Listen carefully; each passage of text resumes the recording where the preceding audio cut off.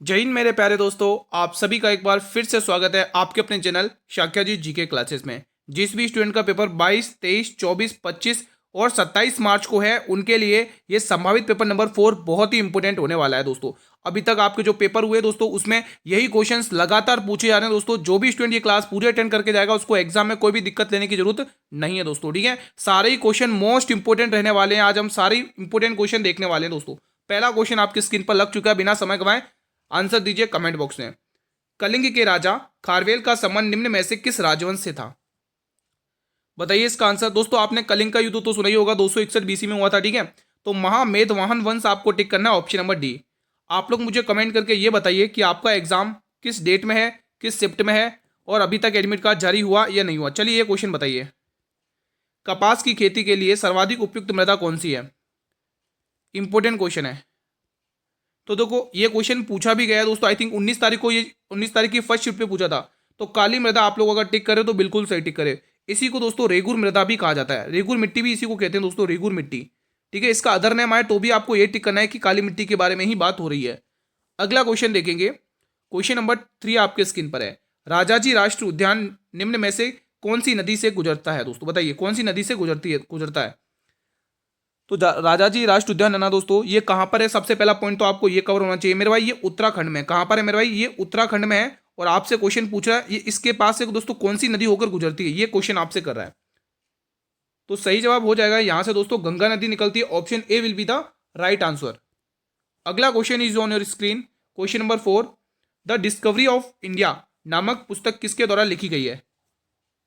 चलिए बताइए इसका आंसर क्या होगा। भगत सिंह, महात्मा गांधी, जवाहरलाल नेहरू या मौलाना अब्दुल कलाम आजाद? सही जवाब हो जाएगा जवाहरलाल नेहरू। देखो बुक से रिलेटेड क्वेश्चन एग्जाम में पूछे जा रहे हैं दोस्तों। ठीक है, अशोक का धम्म मुख्यतः किससे संबंधित है? चलिए बताइए सभी स्टूडेंट्स। तो जितने भी स्टूडेंट दोस्तों धार्मिक सहिष्णुता टिक कर रहे हैं, उनका जवाब बिल्कुल सही है। अगला क्वेश्चन, किस संशोधन ने शिक्षा के अधिकार को मौलिक अधिकार बनाया है? चलिए बताइए। देखो अगर आप लोग इस क्लास को शुरू से लेकर लास्ट तक अटेंड करते हो, तो मैं आपको बीच बीच में वो इंपॉर्टेंट टॉपिक भी बताते रहूंगा जो कोई जिन टॉपिक्स पर ज्यादा क्वेश्चन आ रहे हैं स्पेशली। ठीक है, तो वीडियो के लास्ट तक बने रहें आप लोग। सही जवाब हो जाएगा 86वां संशोधन दोस्तों। ठीक है, तो ऑप्शन नंबर अगर आप ए टिक करे हो तो बिल्कुल सही टिक करे हो भाई। जो भी क्वेश्चंस मैं करवा रहा हूं दोस्तों, वो क्वेश्चंस एग्जाम में भी आ रहे हैं दोस्तों। जो स्टूडेंट डेली क्लास अटेंड करके जा रहे हैं, वो एग्जाम में करके भी आ रहे हैं। अब जैसे आप देख सकते हैं 42वां संशोधन अधिनियम 1976 के बारे में। इस संशोधन के द्वारा प्रस्तावना में समाजवादी शब्द जोड़ा गया था दोस्तों, धर्मनिरपेक्ष शब्द जोड़ा गया, और एक और है अखंडता शब्द। तो एग्जाम में पूछेगा समाजवादी, धर्मनिरपेक्ष और अखंडता जैसे शब्दों को किस संविधान संशोधन से ऐड किया? तो नाम आएगा 42वां संशोधन अधिनियम 1976। अमेंडमेंट अच्छे से पढ़ लेना। और एग्जाम में पूछता है कि 10वां मौलिक कर्तव्य, जो 10 मौलिक कर्तव्य हैं, वो हमने किसके संविधान से जोड़े गए हैं? तो 42वां संशोधन अधिनियम 1976 बहुत इंपॉर्टेंट है। ठीक है दोस्तों, आपको दोस्तों मैं एक क्वेश्चन पूछता हूं, आप मुझे बताइए कि जो 11वां मौलिक कर्तव्य है, वो हमने किसके कॉन्स्टिट्यूशन से ऐड किया संविधान में दोस्तों? ठीक है, अब इसी को मिनी कॉन्स्टिट्यूशन भी कहते हैं, लघु संविधान भी कहा जाता है दोस्तों 42वें संविधान संशोधन को। ठीक है, तो ये क्वेश्चन एग्जाम में भी पूछा है कि किस संविधान संशोधन अधिनियम को लघु संविधान कहा जाता है। तो ये क्वेश्चन पूछा है दोस्तों। ठीक है, क्वेश्चन 7 बताइए। श्रीनगर के पास शालीमार बाग को के शासनकाल में बनवाया गया था? किसके शासनकाल में बनवाया गया था दोस्तों? चलिए बताइए। दोस्तों श्रीनगर दोस्तों आप सभी को पता है किसने बसाया? अशोक ने बसाया। ठीक है, तो फिलहाल इस प्रश्न का जवाब ऑप्शन नंबर सी कर रहे हो आप लोग, जहांगीर। अगर जहांगीर टिक कर रहे हो तो बिल्कुल सही टिक कर रहे हो। अगला क्वेश्चन देखेंगे, भारतीय संविधान का कौन सा अनुच्छेद भारत के केंद्र शासित प्रदेशों में उच्च न्यायालय के गठन से संबंधित है? It's a very important question. देखो आर्टिकल्स पढ़ लेना, एग्जाम में आ रहे हैं आर्टिकल्स। तो यहां पर अगर आप लोग ऑप्शन नंबर बी टिक कर रहे हो, आर्टिकल 241, तो बिल्कुल सही है। अगला क्वेश्चन देखेंगे, तुजुक ए बाबरी किस भाषा में लिखी गई है? दोस्तों ये बहुत इंपॉर्टेंट है, तक चलिए बताइए। और तुजुक ए बाबरी के लेखक कौन है, ये भी मुझे कमेंट बॉक्स में बताइए। तो मेरे भाई ये तुर्की भाषा में लिखी गई है, ध्यान रखना। अगला क्वेश्चन देखेंगे, क्वेश्चन नंबर 10 बताइएगा। सारनाथ स्तंभ पर बने सिंह चिन्ह को किसने बनवाया था? बहुत इंपॉर्टेंट है। चलिए दोस्तों बताएंगे इसका आंसर क्या होगा। इसका सही जवाब अशोक हो जाएगा, option number A will be the right answer. अगला क्वेश्चन, भारतीय संविधान के किस अनुच्छेद में 5 से 11 से संबंधित, मतलब भारतीय संविधान में वो कौन से आर्टिकल है जो 5 से लेकर 11 से रिलेटेड है? बहुत ही इंपॉर्टेंट क्वेश्चन है दोस्तों, बताइए। सभी स्टूडेंट को बताना है कमेंट बॉक्स में। देखो मौलिक अधिकार दोस्तों आप लोगों को पता होना चाहिए, ये भाग 3 में है दोस्तों, कि इसमें भाग 3 में, और इसके जो आर्टिकल्स रहते हैं मेरे भाई वो 36 से लेके, 1 मिनट, 12 से लेके यहाँ पे लिख दो, 12 से लेके 35 तक रखते हैं, ठीक है। और जो मौलिक कर्तव्य है दोस्तों, ठीक है, इसके आर्टिकल कहाँ से कहाँ तक रहते हैं दोस्तों, बताइए, चलिए कमेंट करके बताइए इसकी क्या, आप मुझे डीपीएसपी के बताइए, डीपीएसपी के जो आर्टिकल है वो कहाँ से लेके कहाँ तक रहते हैं, ठीक है। चलिए आप ये बताइए, इस प्रश्न का आंसर बताएंगे आप लोग, चलिए बताइए। तो 5 से 11 दोस्तों आपको नागरिकता के देखने को मिलेंगे, और ये किसमें दोस्तों, संविधान के भाग 2 में है, संविधान के भाग 2 में है दोस्तों, ठीक है। तो ये चीज़ें आपको ध्यान में रखनी है।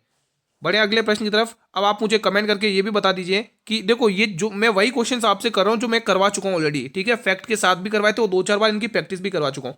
तो मौलिक कर्तव्य को हमने संविधान के किस भाग में ऐड किया और कौन से आर्टिकल था और कौन सी समिति थी, ये आप लोग मुझे कमेंट करके बताइए। देखो ये चीज़ मैं करवा चुका हूँ ऑलरेडी, ठीक है।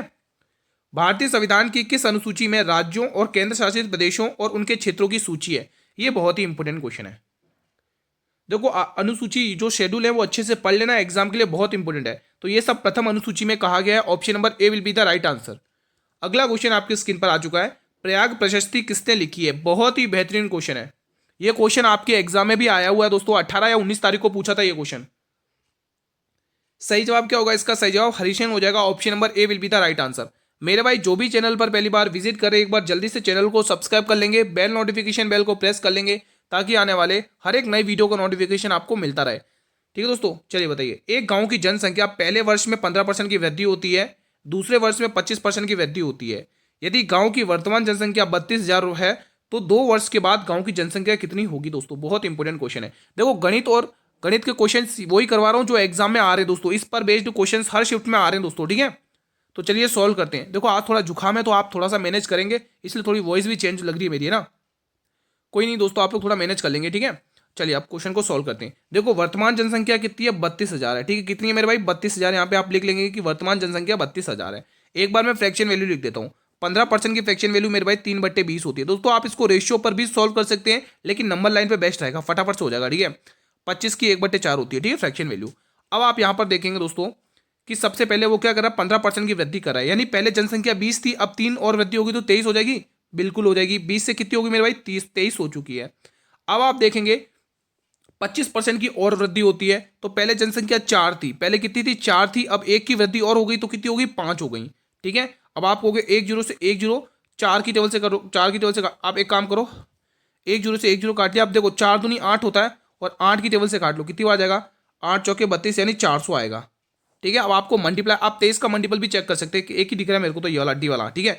तो 23 चौके 92, कितना गया, 9200। अब इसको 5 से मल्टीप्लाई कर लो, ठीक है। कितना आ रहा है मल्टीप्लाई करने पर, 5 0 या 0, 5 0 या 0, 5 दूनी 10 का 0 कैरी 1, 9 5 45 और 1 46। तो आप देख पा रहे होंगे ऑप्शन नंबर डी दिख रहा है, तो आप मल्टीपल भी चेक कर सकते थे, ठीक है दोस्तों। अगला क्वेश्चन देखेंगे, क्वेश्चन नंबर 15 बताइएगा। छोटा नागपुर क्षेत्र में 1831 से लेकर 1832 में हुए कोल विद्रोह के नेता कौन थे, बेहतरीन क्वेश्चन है मेरे भाई। चलिए बताइए इसका आंसर क्या होगा मेरे भाई। देखो संथाल विद्रोह 55 से 56 के बीच में होता, 1800, ठीक है, 1855 और 56 के बीच में होता। और उसके जो नेता थे दोस्तों वो सिद्धू और कान्हू थे, ये भी आप ध्यान रखना, ठीक है। सिद्धू कान्हू दोस्तों संथाल विद्रोह के। चलिए बताइए 15 का आंसर क्या होगा। तो जितने भी स्टूडेंट दोस्तों बुद्धू भगत टिक कर रहे हैं उनका जवाब बिल्कुल सही है दोस्तों, ठीक है। तो ये संथाल विद्रोह से, संथाल विद्रोह, ठीक है। तो मैं आपको डेट भी बता चुका हूँ। तो आपके सामने ये टॉपिक बहुत इंपॉर्टेंट निकल के आया है कि जो जो मतलब कि इंपॉर्टेंट आदिवासी विद्रोह थे वो अच्छे से याद कर लेना। हर शिफ्ट में दोस्तों किसी विद्रोह का दोस्तों नेता पूछा जा रहा है या तो उसकी डेट पूछी जा रही है, यही 2 क्वेश्चन पूछे जा रहे हैं, ठीक है। चलिए ये क्वेश्चन बताइए। ये क्वेश्चन तो अभी जस्ट अपन ने डिस्कस किया था, अभी आप इसको टिक भी कर लोगे। संथाल विद्रोह मैंने अभी बताया था 55 से 56 के बीच में होता, और इसके जो नेता थे वो सिद्धू और कान्हू मुर्मू थे, ठीक है। अभी जस्ट मैंने बताया रिसेंटली, ठीक है। Now next question, question number 17 on your screen. 2025 के राष्ट्रीय खेलों का आधिकारिक शुभंकर क्या है दोस्तों, बहुत ही इंपॉर्टेंट क्वेश्चन है दोस्तों, बताइए। देखो जो 38वें राष्ट्रीय खेलों की बात हो रही है मेरे भाई, कौन से 38वें राष्ट्रीय खेलों की, 38वें राष्ट्रीय खेलों की बात हो रही है मेरे भाई, ठीक है। इसका शुभंकर क्या है दोस्तों, ये आपसे पूछा है। और ये जो 38वें राष्ट्रीय खेल हुए दोस्तों, ये कहाँ पर हुए दोस्तों, ये हुए उत्तराखंड में। कहाँ पर हुए मेरे भाई, उत्तराखंड में, ठीक है दोस्तों, ये आपको ध्यान में रखना है। तो यहाँ पर आप लिख लेंगे उत्तराखंड, ठीक है, कोई दिक्कत की बात नहीं है। अब आपको दोस्तों पूछा इसका शुभंकर क्या है दोस्तों, ठीक है। तो इसका जो शुभंकर रहने वाला दोस्तों वो मौली रहने वाला है, ये उत्तराखंड का राज्य पक्षी से रिलेटेड है। अगला क्वेश्चन आपकी स्क्रीन पर है, क्वेश्चन नंबर 18। मुगलों के विरुद्ध हल्दी घाटी का युद्ध किसने लड़ा था? ये बहुत ही इंपॉर्टेंट क्वेश्चन है, काफी चर्चित रहता है एग्जाम में। चलिए बताइए इसका आंसर। हल्दी घाटी का युद्ध कब हुआ था दोस्तों? 1576 में हुआ था दोस्तों। कब हुआ था? 1576 में, ठीक है। तो ये किसने लड़ा था? इन ऑप्शन के अकॉर्डिंग अगर अपन बात करेंगे तो महाराणा प्रताप, आपको याद ही होगा ऑप्शन नंबर डी। अगर आप टिक कर रहे हो तो बिल्कुल सही टिक कर रहे हो। देखो युद्ध वाला टॉपिक काफी चर्चित है एग्जाम में, हर शिफ्ट में क्वेश्चन युद्ध से रिलेटेड पूछा जा रहा है। देखो वांडीवास का युद्ध पूछा था 1760 में दोस्तों, ठीक है, अंग्रेज और फ्रांसीसी के बीच में होता, तो ये भी मैं करवा चुका हूँ, ठीक है। जो क्वेश्चन पढ़ा रहा हूँ वही क्वेश्चन एग्जाम में आ रहे हैं, तो इससे बेस्ट आपके लिए क्या होगा? इनमें से किसने दिल्ली में अलाई दरवाजे का निर्माण करवाया था? बताइए स्टूडेंट, इसका आंसर क्या होगा? इनमें से किसने दिल्ली में अलाई दरवाजे का निर्माण करवाया था? तो आप कहोगे आंसर आएगा अलाउद्दीन खिलजी, ठीक है। अलाउद्दीन खिलजी, इसके चाचा का नाम क्या था? जलालुद्दीन खिलजी। तो फिलहाल यहाँ पे D option will be the right answer. अगला क्वेश्चन देखेंगे, एमएस वर्ड। क्वेश्चन क्या है? एमएस वर्ड में नया पैराग्राफ बनाने के लिए निम्न में से किस की का उपयोग किया जाता है? बहुत ही शानदार क्वेश्चन है। चलिए बताइए इसमें आंसर क्या होगा? देखो एमएस वर्ड और एमएस एक्सेल, इससे रिलेटेड क्वेश्चन आ रहे हैं दोस्तों, तो अच्छे से याद कर लेना। अगर आप इंटर टिक कर रहे हो तो बिल्कुल सही है। अगला क्वेश्चन देखेंगे, क्वेश्चन नंबर 21 बताइए। क्वेश्चन 21 बताएंगे, भारतीय संविधान का कौन सा अनुच्छेद उच्च न्यायालयों के न्यायाधीशों के द्वारा शपथ या प्रतिज्ञान से संबंधित है? शानदार क्वेश्चन है। चलिए बताइए इसका आंसर क्या होगा? इसका आंसर होगा article 219। Option number A will be the right answer. Bharat ने फाइनल में किस देश को हराकर आईसीसी महिला अंडर 19 T20 विश्व कप 2025 जीता है? इसका आंसर क्या होगा? इसका आंसर हो जाएगा दक्षिण Africa. Option number D will be the right answer. अगला क्वेश्चन, अब ये क्वेश्चन शानदार है, थोड़े से पेशेंस बनाए रखने हैं क्योंकि हर शिफ्ट में इस टाइप के क्वेश्चन पूछे जा रहे हैं। 1488 रुपए को एक्स वाई और जेड को में बांटना है। यदि उनका अनुपात एक्स वाई का है 4 और 5, वाई जेड का 7 और 6, तो उसने जेड का हिस्सा पूछा है दोस्तों। जेड का हिस्सा है यानी कि 5 अंक 30, यानी आंसर हमारे 30 का मल्टीपल है। और 30 में क्या छुपा हुआ है दोस्तों? 3 गुणा 10 छुपा हुआ है। तो आप 3 का मल्टीपल चेक कर सकते हैं, ठीक है। और तो 6 4 10, ये 3 का मल्टीपल नहीं है, 5 ये 3 का मल्टीपल नहीं है, यानी हमारा जो आंसर इन दो ऑप्शन से रहने वाला है। फिलहाल हम पूरा क्वेश्चन सॉल्व करेंगे, डोंट वरी, ठीक है। यहाँ पर देखेंगे एक्स और वाई का रेशियो कितना दे रखा है, आप कहोगे गुरु इनका रेशियो 4:5 में दे रखा है, ठीक है। वहीं अगर हम बात करेंगे वाई और जेड, इनका रेशियो किस अनुपात में दे रखा है दोस्तों?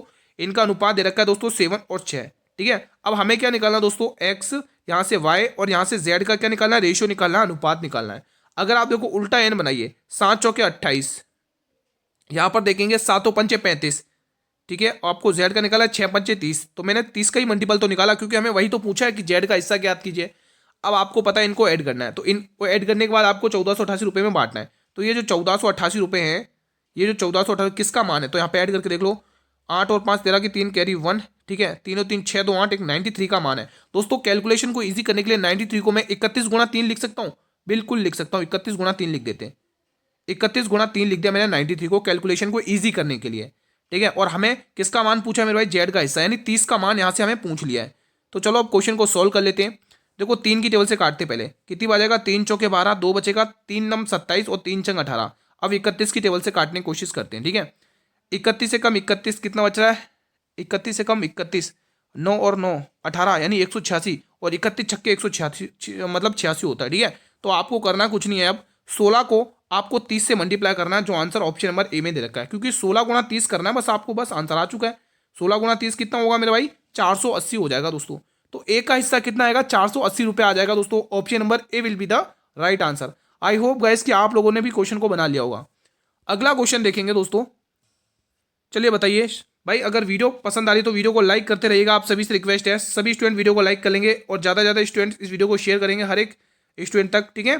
तो इस प्रश्न का आंसर बताएंगे। क्वेश्चन नंबर 24 इस आपकी स्क्रीन पर आ चुका है। बाडो छम किस राज्य का एक लोक नृत्य है? शानदार क्वेश्चन है। तो इसका मेरे भाई सही जवाब हो जाएगा Arunachal Pradesh. Option number D will be the right answer. Question 25 बताइएगा, मंत्रिपरिषद सामूहिक रूप से किसके प्रति जिम्मेदार है? शानदार क्वेश्चन है। चलिए बताइए इसका आंसर क्या होगा। तो जितने भी स्टूडेंट दोस्तों लोकसभा टिक कर रहे हैं उनका जवाब बिल्कुल सही है। अगला क्वेश्चन देखेंगे, किसी निश्चित कूट भाषा में न्यूज को 6482 के रूप में लिखा जाता है, वर्क को 3671 के रूप में लिखा जाता है, तो उसी कूट भाषा में दी गई कूट भाषा में डब्ल्यू के लिए कूट क्या होगा? ये एक बेहतरीन सा क्वेश्चन है। देखो आपको W के लिए कोड पूछा दोस्तों, तो आप इन ये जो कोड दे रखे हैं इनमें ये देखिए कि सेम क्या दिख रहा है। देखो W यहाँ पर भी है और W यहाँ पर भी है, तो इनके कोड में देख सकते हैं आप सेम वर्ड क्या दिख रहा है। अगर आप देखेंगे यहाँ पर भी 6 दिख रहा है और यहाँ पर भी 6 दिख रहा है, ठीक है, तो इनका जो कोड हो जाएगा वो 6 हो जाएगा। Option number B will be the right answer. अगला क्वेश्चन देखेंगे, अखिल भारतीय मुस्लिम लीग की स्थापना कब हुई थी दोस्तों? बेहतरीन क्वेश्चन है। तो मेरे भाई इसका आंसर आएगा 1906 में हुई थी, ठीक है। ऑप्शन नंबर सी को जितने भी स्टूडेंट लॉक करें उनका जवाब बिल्कुल सही है। अगला क्वेश्चन, आईसीसी वर्ल्ड कप 2026 की मेजबानी किन देशों को मिली है? यह शानदार क्वेश्चन है, चलिए बताइए। सही जवाब हो जाएगा भारत और Sri Lanka, option number A. Poona समझौता के परिणाम स्वरूप हरिजन सेवक संघ की स्थापना कब हुई थी? चलिए बताइए। इसका सही जवाब हो जाएगा 1932 में हुई थी, option number A will be the right answer. अगला क्वेश्चन देखेंगे, आईसीसी महिला वनडे रैंकिंग वनडे विश्व कप 2025 में कितनी टीमों ने भाग लिया है? हर एक क्वेश्चन इंपॉर्टेंट है, आपको लास्ट तक क्लास देखनी है और कमेंट में यह भी बताना है कि आपका एग्जाम किन डेट्स में, किन शिफ्ट में, और अभी तक एडमिट कार्ड जारी हुआ या नहीं हुआ। तो ये 3 क्वेश्चंस का आंसर एक बार जल्दी से कमेंट बॉक्स में बता दो। तो सही आंसर हो जाएगा ऑप्शन नंबर ए, ठीक है। तो 8 टीमों ने भाग लिया है। अगला क्वेश्चन, एक अर्धगोले का संपूर्ण पृष्ठ क्षेत्रफल 4158 सेंटीमीटर स्क्वायर है। अर्धगोले की त्रिज्या ज्ञात करनी है। तो फर्स्ट ऑफ ऑल दोस्तों, इस क्वेश्चन को सॉल्व करने से पहले आपको दोस्तों अर्धगोले का संपूर्ण पृष्ठ क्षेत्रफल पता होना चाहिए। तो आप कहोगे गुरु इसका जो संपूर्ण पृष्ठ क्षेत्रफल होता है वो 3πr² होता है, और लेकिन क्वेश्चन ने कितना निकाल के दिया है? 4158 सेंटीमीटर स्क्वायर, ये क्वेश्चन ने निकाल के दिया है। तो आप सॉल्व कर लो, 3 मल्टीप्लाई पाई का मान 22/7, आप 11 का वो चेक करके देख सकते हैं, ठीक है। 11 का छोड़ा, आप सॉल्व कर लो। चलो, r² बराबर 4158, हमें त्रिज्या का मान पूछा है, तो हम क्या करेंगे, पहले 3 से इसको सिंप्लीफाई करेंगे। 3 एकम 3, 3 दूनी 3 तिया 9, सॉरी 3 एकम 3, 3 तिया 9, 2 बचे 3 और 24 और 3 छंग 18, ठीक है। अब आपको 22 की टेबल से काट लेना है। तो देखेंगे 22 की टेबल से काटो, 22 छक्के 132, 6 बचेगा और 22 तिया 66। तो मैंने इसको 22 की टेबल से काट लिया, तो इसको इससे गुणा करना है, ठीक है। 263 को 7 से गुणा करते कितना आएगा? 7 21, यानी 441 के समथिंग आएगा। 7 21 की एक कैरी 4, 7 छंग 42 और 4 46, नहीं 7 छंग 42, 42 40 44, 2 44 आएगा ना, हाँ। तो r² बराबर कितना आ चुका है दोस्तों? 441 आ चुका है। तो r का मान आपको पता चल चुका है दोस्तों, कितना आएगा? 21 आएगा, क्योंकि जैसे ये स्क्वायर हटेगा इधर आके रूट बनेगा, और ये किसका रूट बनता है? तो स्क्वायर बनता है दोस्तों, ये 21 का स्क्वायर बनता है। तो हमारी जो रेडियस है, जो हमारा त्रिज्या है दोस्तों, वो आंसर आ चुका है दोस्तों, 21 आ चुका है। Option number A will be the right answer. बढ़े अगले प्रश्न की तरफ। अगला क्वेश्चन आपके स्क्रीन पर आ चुका है। अब ये क्वेश्चन अपने आप में एक बेहतरीन सा क्वेश्चन है। 2 उम्मीदवारों के बीच एक चुनाव में 85% मतदाताओं ने चुनाव डाले हैं। डाले गए मतों में से 6% अवैध घोषित, यानी इनवैलिड हो गए 6% वोट, ठीक है। यदि जीतने वाले उम्मीदवार को वैध मतों का, जो वैलिड वोट है उनका 60% मिलता है, ठीक है, और वह पात्र मतदाताओं की संख्या 10,000 थी, तो जीतने वाले उम्मीदवारों की को कितने मत मिले, ये क्वेश्चन ने पूछा है। चलिए बताइए इस क्वेश्चन का आंसर। देखो दोस्तों, उसने क्या कहा, कुल मतदाताओं की संख्या कितनी थी? 10,000 थी, ठीक है। तो एक बार मैं 10,000 यहाँ पे लिख लेता हूँ, टोटल कितने थे? 10,000 संख्या थी, ठीक है। अब इनकी एक बार फ्रैक्शन वैल्यू लिख लेते हैं। तो 85% की जो फ्रैक्शन वैल्यू होती है मेरे भाई, वो 17 कितनी होती है? 20 होती है। कितनी होती है? 17/20 होती है, ठीक है। ठीक है दोस्तों, यहाँ तक हमें ये लिखना जरूरी था। अब देखिए उसने, यहाँ तक तो ठीक है, और 6% अवैध हो गए, ये भी ठीक है, ठीक है। तो मतलब 20 में से 17 लोगों ने क्या किया दोस्तों? वोट डाला, यानी चुनाव डाले, ठीक है। 17 लोगों ने डाला है वोट, ठीक है। आगे देखेंगे, उसने कहा 6% इनवैलिड हो जाते हैं, मतलब अवैध घोषित हो जाते हैं। टोटल वैल्यू मेरे भाई 100% होती है, तो वैलिड वोट यानी वैध मत कितने हो गए? 94 बचे, अगर 6% क्या होते हैं? अवैध घोषित हो जाते हैं। अब आपको सॉल्व कर लेना है, आंसर निकाल लेना है दोस्तों।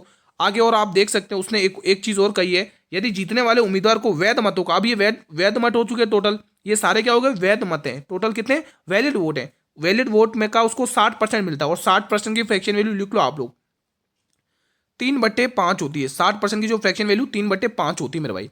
तो आप कहोगे दोस्तों 5 में से 3 वोट क्या है दोस्तों? वैध है, ठीक है। अब आप इसको सॉल्व कर लेंगे। देखो अगर आप देख पा रहे होंगे, 2 जीरो से यहाँ से 2 जीरो हटा लेंगे, और ये देखो 20 पंचे 100 होता है। कितना होता है? 100 होता है। अब आप इन 2 जीरो से यहाँ से ये 2 जीरो और हटा लेंगे, ठीक है। अब आपको सिर्फ कैलकुलेशन करना है। तो 17 चौके कितना होता है? 68 की 8 कैरी 6, 17 नंबर 153, 153 और 6 कितना हुआ? 159 हुआ। अब 159 गुणा 3 करना है, ठीक है। 100 मतलब 1598 गुणा 3 करना है। तो 8 या 24 की 4 कैरी 2, ठीक है, और 9 या 27, 27 और 2 29, 29 का 9, 94 आ रहा है इकाई, मतलब आखिरी के 2 अंक में 94 इसी में दिख रहा है, तो पूरा क्वेश्चन सॉल्व भी नहीं करना है, तो आप इजीली इन कैलकुलेशन को कर सकते हो दोस्तों, ठीक है। बढ़े अगले प्रश्न की तरफ। क्या सभी ने ये क्वेश्चन बना लिया? चलिए अगला क्वेश्चन आपके स्क्रीन पर आ चुका है। भारत के संविधान का निम्न में से कौन सा अनुच्छेद प्रेस की स्वतंत्रता से संबंधित है? It's a very important question. चलिए बताइए, अगर आपको किसी भी प्रश्न का आंसर आता है तो आप बता सकते हैं दोस्तों, ठीक है। देखो आर्टिकल 21 में क्या, जीवन जीने का अधिकार है, जीवन का अधिकार, राइट टू लाइफ, ठीक है, जीवन जीने का अधिकार है, यहां पर लिख देते हैं जीवन का अधिकार शॉर्ट में, ठीक है। तो चीज आप लोग ध्यान रखना, ये ठीक है।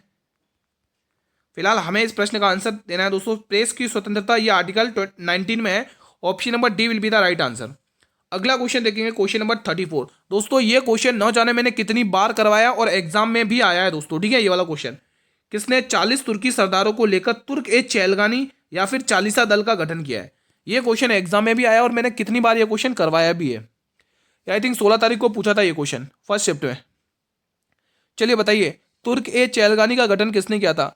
यह गठन उसी ने किया था जिसको गुलामों का गुलाम कहा जाता है। दिल्ली सल्तनत क्या, हाँ, दिल्ली सल्तनत का वास्तविक संस्थापक कहा जाता है, मतलब गुलाम वंश का वास्तविक संस्थापक कहा जाता है। चलिए बताइए क्यों कहा जाता है? क्योंकि इसने दिल्ली को अपनी राजधानी बनाई थी, ठीक है। इसने दोस्तों जीतल और टका मुद्राएं चलाई थी, ठीक है। टकसाल का नाम सिक्कों पर लिखवाया था। जी हाँ, मैं बात कर रहा हूं शमशुद्दीन इल्तुतमिश की दोस्तों, जिसकी पुत्री रजिया सुल्तान थी दोस्तों, ठीक है। तो ये चीज ध्यान रखोगे। और दोस्तों इल्तुतमिश ने दोस्तों आलम शाह को जूड़ के युद्ध में हराकर गद्दी पर बैठा था, है ना, तो ये ऐबक का दामाद था, ये भी आपको ध्यान रखना। एक चीज यहाँ पे लिख लो दोस्तों, यहाँ पे लिख लो, क्या पता पूछे आपसे, एग्जाम पूछेगा जरूर। जीतल एवं टका की मुद्रा चलाई, जीतल एवं टका की मुद्रा चलाई, जीतल एवं टका की मुद्रा चलाई दोस्तों। तो ये चीज आप लोग लिख लो मेरे भाई, ठीक है। इसी को गुलामों का गुलाम कहा जाता है।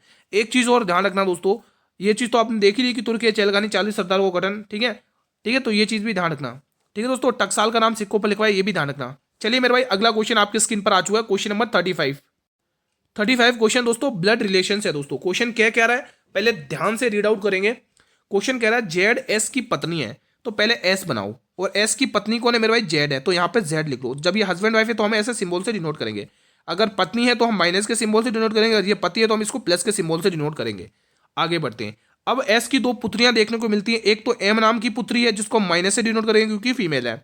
एक सी नाम की पुत्री है, इसको भी हम एस से माइनस से डिनोट करेंगे क्योंकि ये भी फीमेल है। अब आगे कह रहा है टी की पुत्री कौन है? सी, मतलब सी की पुत्री कौन है? टी है। अब देखो सी की एक पुत्री और आती है जिसका नाम है दोस्तों टी, ये इसकी पुत्री है तो हमें माइनस से डिनोट करना है।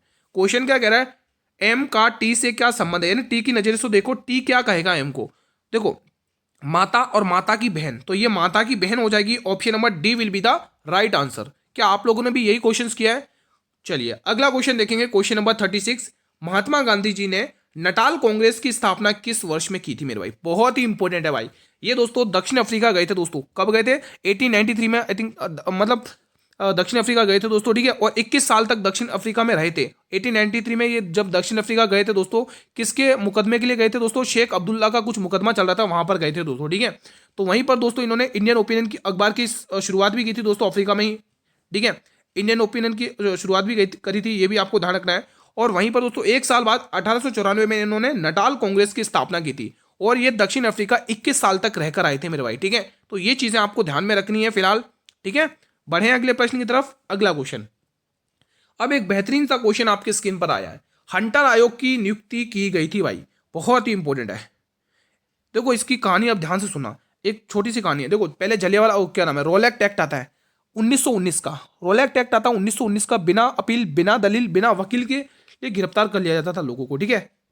इसी आंदोलन के तहत दोस्तों 2 व्यक्तियों को गिरफ्तार किया जाता है, डॉक्टर सत्यपाल और सैफुद्दीन किचली दोस्तों। उसी के प्रोटेस्ट में अमृतसर पंजाब में जनता इकट्ठी होती है दोस्तों, ठीक है। चारों तरफ से गेट बंद कर दिए जाते और जनरल डायर को आदेश दिया जाता है कि धुआंधार अंधाधुंध गोलियां चला दो। तो उसने वैसा किया भी दोस्तों, ठीक है, जिसकी वजह से बहुत सारे मारे गए दोस्तों, ठीक है। और ठीक है दोस्तों, और उसी के इस घटना के बाद उसी को क्या कहा गया, जलियांवाला बाग हत्याकांड। 13 अप्रैल 1919 को यह हत्याकांड हुआ था। लिख लेंगे आप लोग डेट, 13 अप्रैल 1900, यहीं पर लिख लोगे, 13 अप्रैल 1919 को यह हत्याकांड हुआ था दोस्तों, ठीक है। और उसी के बाद दोस्तों हंटर आयोग की नियुक्ति की गई थी दोस्तों, ये चीज आपको ध्यान रखना है दोस्तों। काल कोठरी की घटना तो आपको पता ही होगा 1756 की दोस्तों, ठीक है, जिसमें दोस्तों 143 अंग्रेजों को कोठरे में बंद कर दिया गया था। और उसके बाद दोस्तों जब गेट खोला गया तो 23 अंग्रेज बचे, सारे मर गए दोस्तों, ठीक है, 23 बचे जिंदा, ठीक है। तो ये चीज आपको ध्यान में रखनी है दोस्तों। ये दोस्तों इसके एक साल बाद 1757 का प्लासी युद्ध हो गया था, आप लोगों को पता ही होगा दोस्तों, ठीक है। बंगाल का विभाजन 1906 में हुआ था, ये भी आपको पता ही होगा। हमारे इस प्रश्न का आंसर जलियांवाला बाग हत्याकांड होगा दोस्तों, क्योंकि इसी के बाद दोस्तों हंटर आयोग समिति यानी कमेटी की नियुक्ति की गई थी, ठीक है मेरे भाई। आई होप गाइस कि आपको चीजें क्लियर हो चुकी होंगी। अगला क्वेश्चन देखेंगे, क्वेश्चन नंबर 38 बेहतरीन और इंपॉर्टेंट है, पेशेंस बनाए रखना है, ठीक है। और दोस्तों इसको 60 या 70% स्टूडेंट गलत करेंगे, लेकिन आपको गलत नहीं करना, ध्यान से पढ़ना है। एक वस्तु को उसके अंकित मूल्य पर प्रत्येक 25% की दो क्रमागत समान छूट, देखो समान छूट है यानी 25-25 की दो छूटें, गलती मत करना, उसके बाद में 864 में बेचा जाता है। वस्तु पर दी गई छूट कितनी है दोस्तों, ये आपसे पूछा यानी रुपए में वैल्यू पूछी है। तो देखो दोस्तों 25% की जो फ्रैक्शन वैल्यू अभी मैंने जस्ट बताया था 1/4 होती है, ठीक है। अब आप कहोगे गुरु छूट तो हमेशा अंकित मूल्य पर दी जाती है, अंकित मूल्य मान लो x रुपए है, ठीक है। अब इस पर छूट दी जा रही है, तो 4 रुपए का सामान था, एक की छूट दी गई तो कितने पे बेचा, 3/4 पर। फिर से दोस्तों एक और छूट, यही 3/4 ही आएगा क्योंकि समान छूट दे रखी है। उसके बाद उसको 864 रुपए में मेरे भाई बेचा है, तो ये चीज आपको ध्यान में रखनी है। अब इस क्वेश्चन को आपको सॉल्व कर लेना है। अगर आप ध्यान से देखेंगे, देखो 3 3 9 होता है और 9 की टेबल से काट लो, इसको कितनी बार जाएगा, 90 90 81 होता है, 5 9 छंग 54। अब देखो 4 चौके 16 होता है, 16 छंग 96, 16 छंग 96 कैरी 9 और 16 में 153, 153 और 9 कितने हो गए मेरे भाई, 153 में 7 जोड़ो 160, 160 और 162, ये हो रहा है। एक बार और चेक कर लेते, 16 छंग 96 की 6, ठीक है, कैरी 9 और 16 नंबर 144 होता है, माफी चाहूंगा, 16 नंबर 144 होता है, 144 में 9 जोड़ लो तो कितना आएगा 153 यानी 1536 रुपए।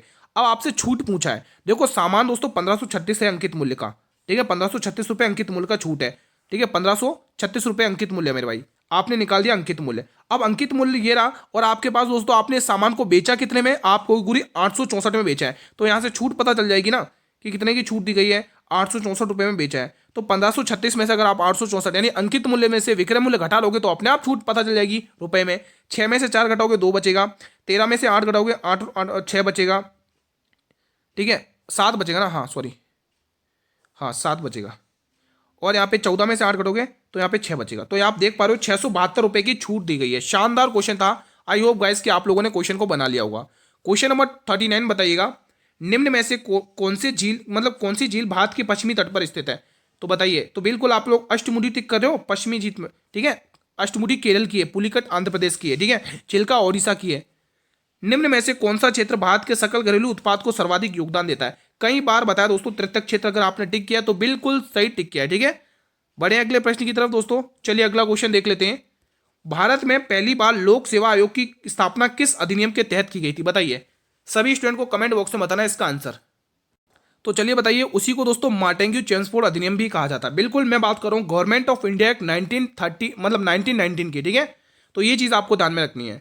वित्त आयोग के अध्यक्ष की नियुक्ति कौन करती है, बहुत ही इंपॉर्टेंट है। अनुच्छेद ध्यान में रखो मेरे भाई, इसका अनुच्छेद है 280, आर्टिकल 280 आपको ध्यान में रखना है, और इसकी नियुक्ति राष्ट्रपति के द्वारा की जाती है, ऑप्शन नंबर बी। अगला क्वेश्चन, पदार्थ के कण किसके कारण निरंतर गतिमान रहते हैं, चलिए बताइए इसका आंसर। तो मेरे भाई इसका सही आंसर हो जाएगा गतिज ऊर्जा की वजह से ये निरंतर गतिमान रहते हैं। अगला क्वेश्चन, क्वेश्चन 44 बताइएगा, CaCl2 का सूत्र इकाई द्रव्यमान कितना है, बहुत ही इंपॉर्टेंट क्वेश्चन है। इसका सही जवाब हो जाएगा 111 U।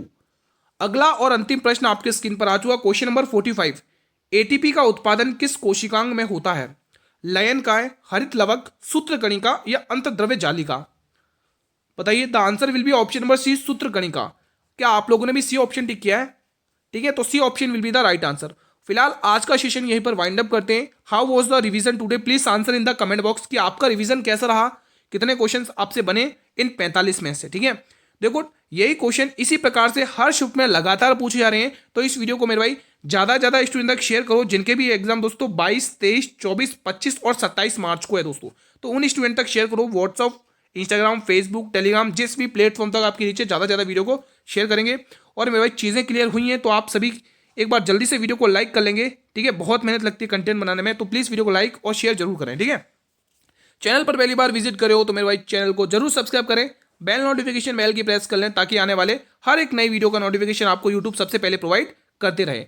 अब आपके काम की चीज़ की सर PDF कहाँ पर मिलेगी इसकी, तो मेरे भाई इसकी जो PDF आपको मिलने वाली है वो टेलीग्राम चैनल पर मिलेगी, और जिसका लिंक मैंने इस वीडियो के डिस्क्रिप्शन बॉक्स में दे रखा है दोस्तों, ठीक है। जल्दी से जाइए, ज्वाइन कर लीजिए और रिवीजन में लग जाइए मेरे भाई, ठीक है। तो मिलेंगे एक और नए संभावित पेपर के साथ अगली क्लास में। तब तक मेरे भाई जय हिंद, जय भारत।